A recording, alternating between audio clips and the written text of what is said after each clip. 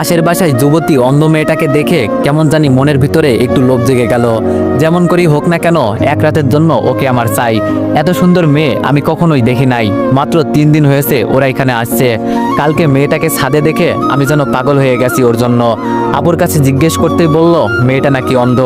এত সুন্দর একটা মেয়ে নাকি অন্ধ, চিন্তা করা যায়। তবে আমার জন্য বেশ ভালোই হয়েছে। মেয়েটার বয়স এত বেশি হবে না, এই তো মনে হয় 15 কি 16। তবে চিন্তার বিষয় ওকে কিভাবে কাছে পাওয়া যায়।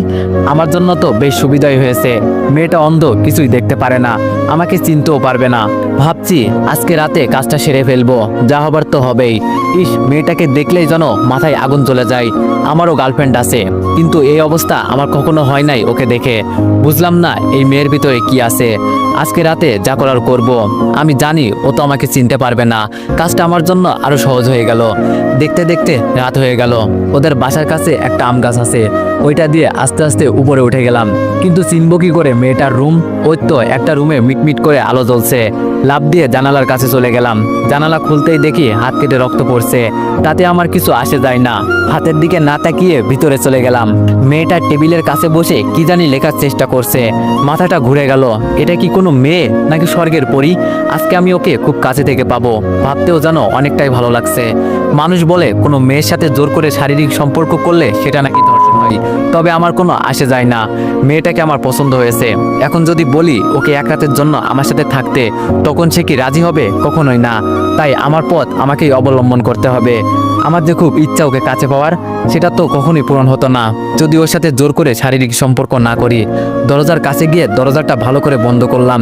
ভিতর থেকে যদি গরুর মতো চিৎকার করলেও বাইরে কেউ শুনতে পারবে না। মেয়েটার পিছনে গিয়ে দাঁড়ালাম। ওর শরীর থেকে আলাদা একটা সুঘ্রাণ বেরোচ্ছে, যেটা আমাকে আরো পাগল করে দিচ্ছে। মেয়েটা পিছনে ফিরে বলল, কে কে এখানে? আরে এ তো দেখি সব টের পাই। আমি একটু দূরে সরে গেলাম, দেখি ও কি করে।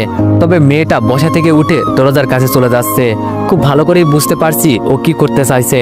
তাড়াতাড়ি মেয়েটার কাছে গিয়ে ওকে কোলে তুলে বিছানার উপর ফেলে দিয়ে আমি ওর উপর শুয়ে পড়লাম। মেয়েটা এবার কান্না সুরে আমাকে বলল, ভাইয়া আমাকে ছেড়ে দেন, আপনার পায়ে পড়ি। আমি বললাম, সে পড়িও, এখন আমি যেই কাজে আসছি সেটা করি, চুপচাপ শুয়ে থাক। মেয়েটা এবার চোখের পানি ছেড়ে দিয়ে ছটপট করতে করতে বলল, আপনি আমার ধর্মের ভাই লাগেন, আমাকে ছেড়ে দেন। আমি একটা অন্ধ মেয়ে, আমার এত বড় সর্বনাশ করবেন না। মেয়েটার মুখে হাত দিয়ে বললাম, তোর এত কথা শোনার সময় আমার নেই। ওড়না দিয়ে ওর মুখ বেঁধে দিলাম। মেয়েটার কাপড় টেনে টেনে খুলে ফেলেছি, কিন্তু অবাক করা বিষয় ওর চোখ দিয়ে শুধু পানি পড়ছে। বুঝলাম ওর দিকে তাকিয়ে থাকলে মায়া লেগে যাবে আমার। আমি আমার মতো কাজ করতে লাগলাম। সব শেষ করে উঠে টি শার্ট গায়ে দিতে দিতে ওর মুখের বাঁধন খুলে দিলাম। শোয়া থেকে উঠেই মেয়েটা পায়ে লাথি দিয়ে আমাকে দূরে ফেলে দিল।